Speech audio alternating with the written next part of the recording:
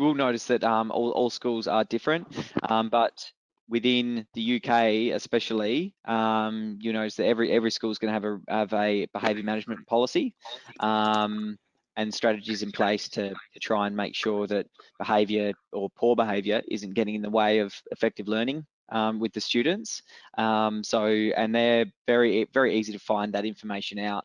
Basically, you could, for instance, you could search up the behaviour management policy on your way for a supply day at a school that you've never been to, and you'd be able to find that information quite easily. But it should all be given to you at the start of the day when you're there on a day of supply. And obviously, if you're on a long-term booking in a school, you're going to sort of get to know that system and what it entails, quite sort of the ins and outs of it. Basically, it may be a traffic light system, which some schools will use just in order to try and I guess limit the amount of behaviour that's effective to learning.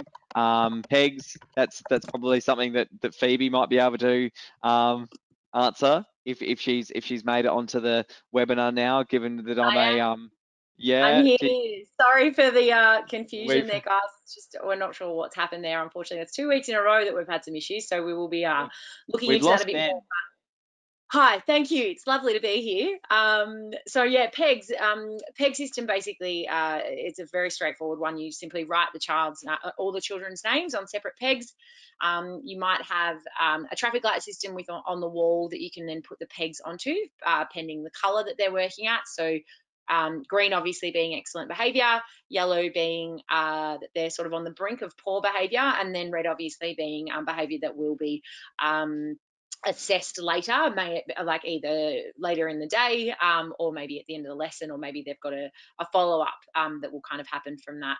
And with the pegs as well, sometimes you might have pegs in different baskets. So it literally is just because it's something to write on. I used to do it with something called paddle pop sticks. I think they're called here, like ice lolly sticks. They're really good to have that as well, but they're quite helpful there too. Yep, perfect.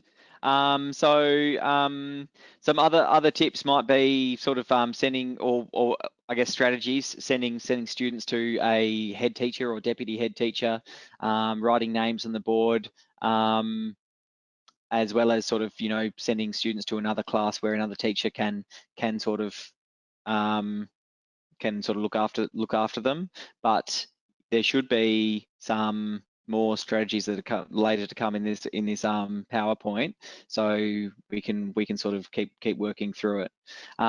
It's probably important just to try and keep your own teaching sort of identity as much as you can, your own teaching styles as much as you can, sort of going through it as you're sort of going around different schools, but obviously taking every school's individual policy into account as well when you're teaching as well. Have you got anything to add there, Phoebes? No, I think that's it. I think the biggest thing the biggest difference I sort of found between teaching in the UK and teaching here, and I should explain, I taught for 4 years back in Australia across both primary and secondary, predominantly in primary, but I had a year and a bit in. Oh, we just lost you a little bit there, Phoebes. Oh, sorry, my internet's not the best, unfortunately, here. The biggest thing that I think we tried to do in Australia is make it very unique to your classroom. Over here, I think it's much more of a school-based policy, which I think is quite good because there's a lot more consistency there, so they're quite handy.